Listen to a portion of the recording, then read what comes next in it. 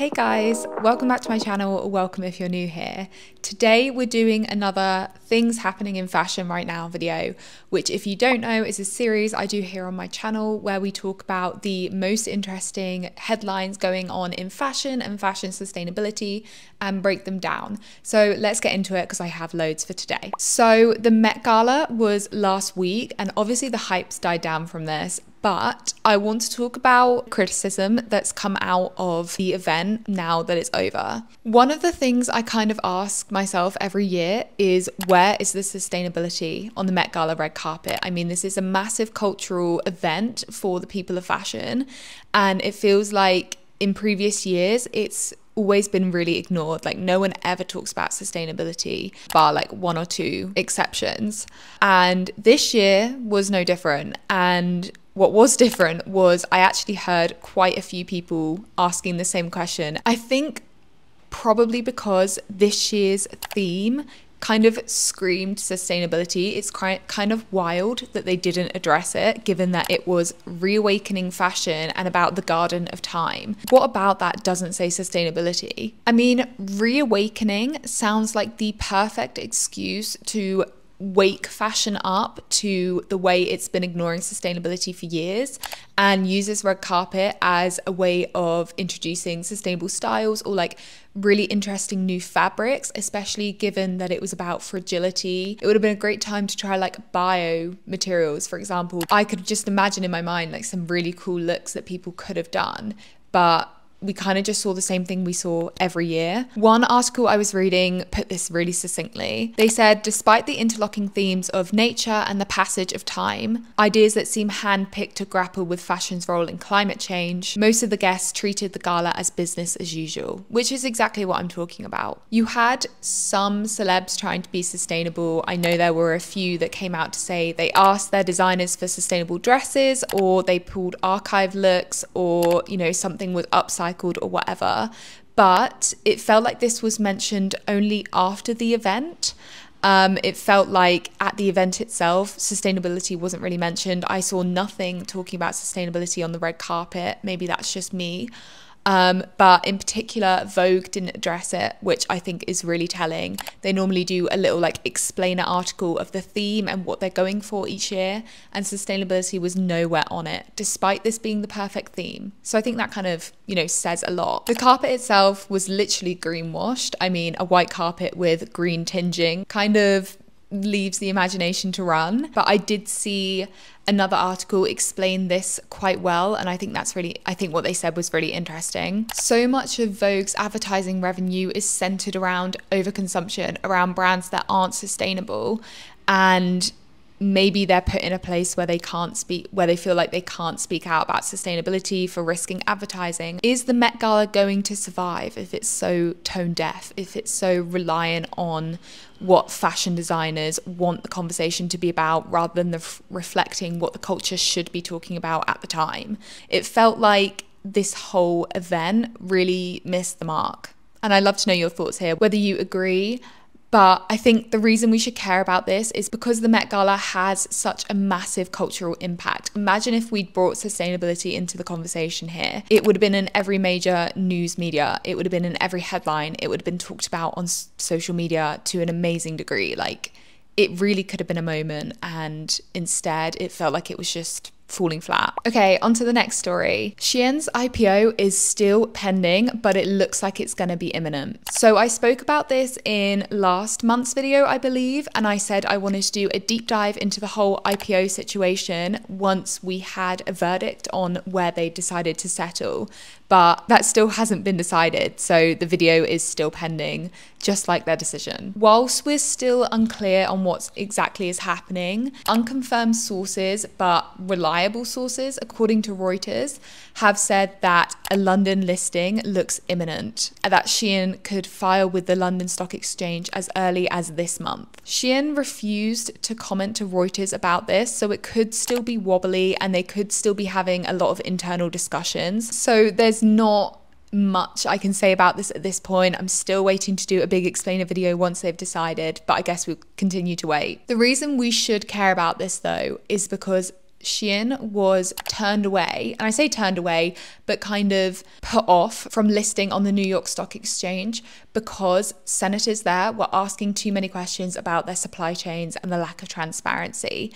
And I think it's interesting that instead of being open with senators and talking about their supply chain, they've decided to try for an easier stock exchange that won't ask these questions, and they've come to London. Kind of says enough, but I guess we'll see how the situation pans out. Speaking of, the next story is about banned cotton. So based on a sample of 882 items taken from various fashion stores over a year, 1/5 of them came back with links to a forced cotton labor region in China. Researchers declined to name the retailers that these products were tested from. I'm not sure what the reason for doing this is. I mean, I think this information could be quite interesting, but I suppose the point of it is more to show that this cotton is everywhere in fashion supply chains, and most likely every brand is complicit in some way. This issue shouldn't be an issue considering the US put laws in place to ban the importing of this cotton from the forced region of China, but according to this research, it shows the law isn't very effective. I mean, no wonder considering how many imports the US Customs has to check on a daily basis. Like I said, 882 products were tested and 57% featured labels that claim that the origin of the merchandise was US based only. Clearly this isn't right.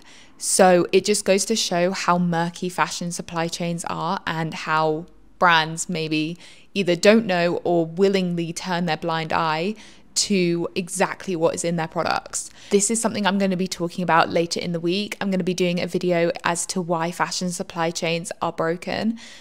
So watch that if you're interested. The next story is all about Lululemon. Following a complaint lodged by Stand.Earth, the Canada Bureau of Investigations has now opened a case into Lululemon and their greenwashing allegations. In February, Stand.Earth asked the agency to look into the brand and specifically whether their byeee Planet messaging was misleading customers. Stand.Earth say that Lululemon is benefiting from advertising as green and eco-friendly, whilst at the same time profiting off business practices that do not substantiate this claim. Specifically, based on Stand.Earth's own data, they show that Lululemon's emissions have been steadily growing in the past few years, and this directly goes against their signing of the Paris Agreement. Part of the agreement is a commitment to halving their emissions by 2030 against their emissions from 2018. Stand.Earth is alleging that Lululemon has not done this and is not on track to do this. In response, Lululemon has doubled down on its sustainability messaging and the promise of its decarbonisation plan. They've welcomed the investigation. Not only is it interesting that a company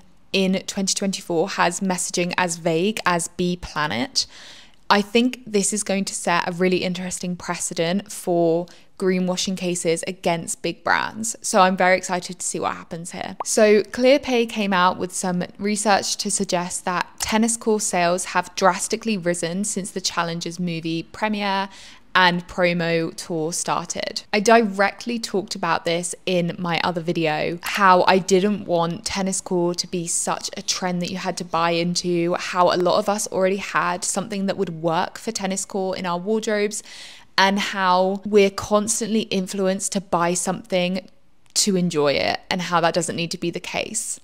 But it seems that what I was worried about has come to effect. The research showed tenniscore items like skirts, pleated miniskirts, white socks, white trainers, court dresses have all gone up in sales. This is also extended past Gen Z, which I think was the age group that people were most expecting this from, and has carried on into millennials, Gen Xers, and baby boomers.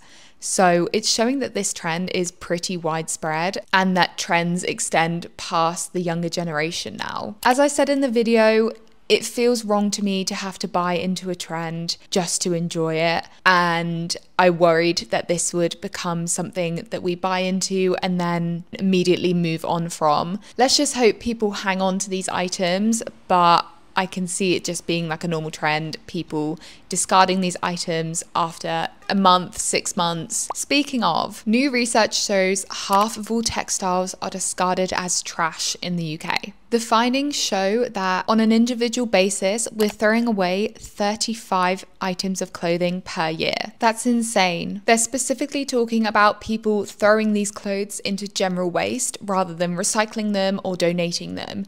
So, 49% of all of our clothing is going straight into landfill or being burnt in incinerators. Specifically, 11% of this clothing is being put into landfill and 84% is being burnt. Now that's really worrying considering how much of our clothing is now polyester based and how burning polyester has such a negative effect on the planet and on our health. This is insane.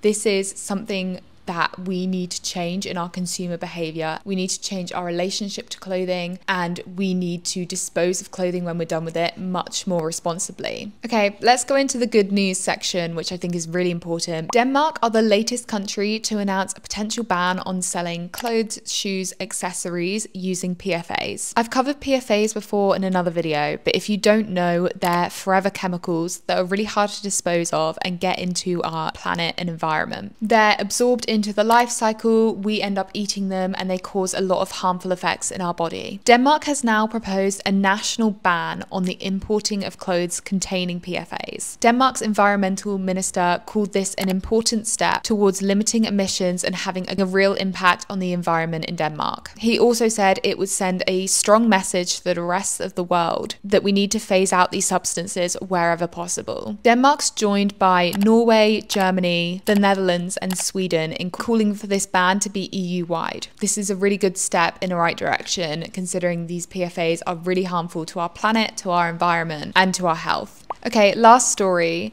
There's a new polyester recycling plant just launched here in the UK. The plant's going to recycle post-consumer garments and supply raw material back into the fashion industry once it's broken down. The plant's hoping to recycle 25,000 tons of garments this year and then double that in year 2. Now, I said in another video that while plastic recycling is important, it shouldn't be a crutch that the fashion industry leans on and prioritizes over other sustainable initiatives that don't rely on virgin polyester sourcing. But this is still really good news considering how much polyester we've already currently produced that we can't recycle right now without investments such as these. So this is good news, but it's kind of with the caveat of this is not the sustainable solution to end all sustainable solutions. It does, however, show investment in a circular economy, which I think is really important and something that brands have been dragging their heels on until now. Anyway, I think that's all the stories for this month. Thank you so much for watching. I hope you enjoyed it. I'd love to know any of your thoughts on any of these stories. And yeah, if you like this video, please like it and subscribe to my channel. I do these videos every month, so hopefully you can join me for the next one. Have a lovely day and I'll speak to you soon. Bye.